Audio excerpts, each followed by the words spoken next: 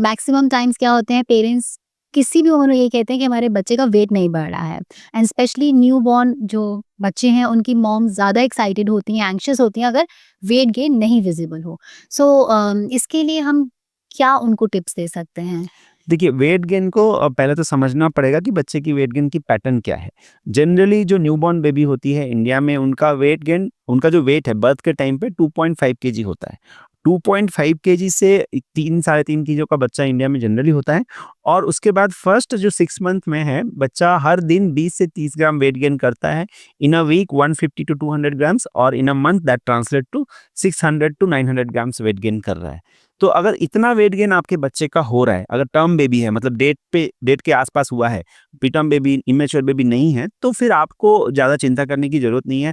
हर baby का wait एक जैसा नहीं होता। बच्चों की जो वेट होती है वो एक रेंज में चलती है, और उसको भी हम एक रेंज में ही क्वालिफाई करते हैं। उस रेंज के अंदर अगर बच्चा ग्रो कर रहा है तो ठीक है। उसके लिए आपको करना ये होता है कि जैसे जब बच्चे का जन्म हुआ तो वैक्सीन लगती है, फिर 6 वीक्स में, 10 वीक्स और 14 वीक्स में, या तो आप गवर्नमेंट में ले रहे हो या प्राइवेट में ले रहे हो। जब भी आप वैक्सीनेशन कराने जाते हो तो वहाँ पर जो भी डॉक्टर है या हेल्थ केयर नर्स है, उनसे वेट चेक करा के आप उसको मेजर करके लिख सकते हैं, और फिर आप देख सकते हो कि मंथली मंथली बच्चे का कितना वेट बढ़ रहा है। डेली उठ के बच्चे का वजन चेक करके परेशान होने की कोई ज़रूरत नहीं है। अगर बच्चे को सही मात्रा में दूध मिल रहा है तो बच्चे का वेट बढ़ेगा। और दूध पूरा मिल रहा है कि नहीं कैसे पता चलता है? कि अगर बच्चा दिन में 6 से 8 बार पेशाब कर रहा है, 8 से 12 बार दूध पी रहा है, माँ का दूध ले रहा है, दूध पीने के बाद बच्चा सैटिस्फाइड है, सो रहा है, ओवरऑल बच्चे का जो हेल्थ है वो ठीक तरह से जा रहा है, तो बच्चा वेट गेन करेगा। वेट गेन को लेकर बहुत ज़्यादा ऑब्सेस नहीं होना है, सही चीज़ें करनी है, उससे आप ऑटोमेटिकली रिजल्ट सही आएगा। तो मतलब आप सही चीज़ों की तरफ चलिए और खुद को ज़्यादा कंफ्यूज मत करिए, कहने का मतलब ये है सिंपल वर्ड्स में। और डॉक्टर, क्योंकि आपने मसाज को लेके बहुत अच्छे से हमें एक्सप्लेन किया कि मसाज जो है वो कोकोनट ऑयल से करनी चाहिए, मस्टर्ड ऑयल से नहीं करनी चाहिए। बट इतने सालों से जो है एक ट्रेडिशन है हमारी कंट्री में कि बच्चा जब होता है तो उस पे काफ़ी तरह के एक्सपेरिमेंट किए जाते हैं अराउंड मसाज को लेके। अगर हम कहीं की जगह लिखा गया मसाज बिल्कुल नहीं करनी चाहिए, कहीं-कहीं जगह बोला जाता है कि नहीं मसाज करनी चाहिए। सो इस पे अगर आप थोड़ी-सी प्रॉपर क्लैरिटी हमें और दे सकें, ताकि ये जो न्यू मॉम्स हैं, ये अगर इंडिपेंडेंटली भी रह रही हैं, तो इनके पास एक क्लैरिटी हो कि मसाज करनी चाहिए कि नहीं करनी चाहिए। देखिए, मसाज करना ये एक चॉइस है। करने से कुछ फ़ायदे होते हैं, पहले वो फ़ायदे समझ लेते हैं, फिर उसके बाद क्या-क्या प्रिकॉशंस रखने हैं वो समझना पड़ेगा।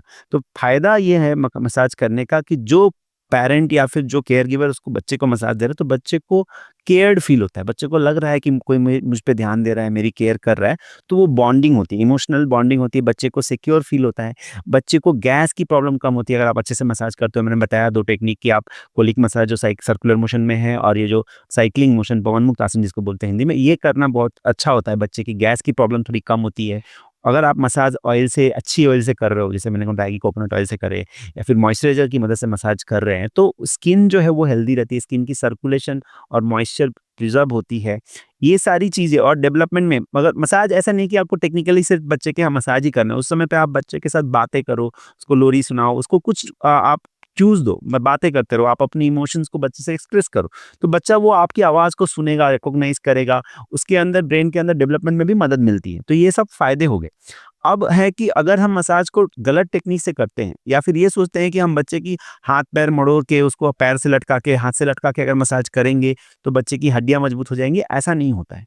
हड्डियाँ मजबूत उन चीज़ों से नहीं होती हैं, उससे जो बताया ये सब फ़ायदे होते हैं। तो कभी भी ज़ोर-ज़ोर से टेढ़ा-मेढ़ा करके मसाज नहीं करना है।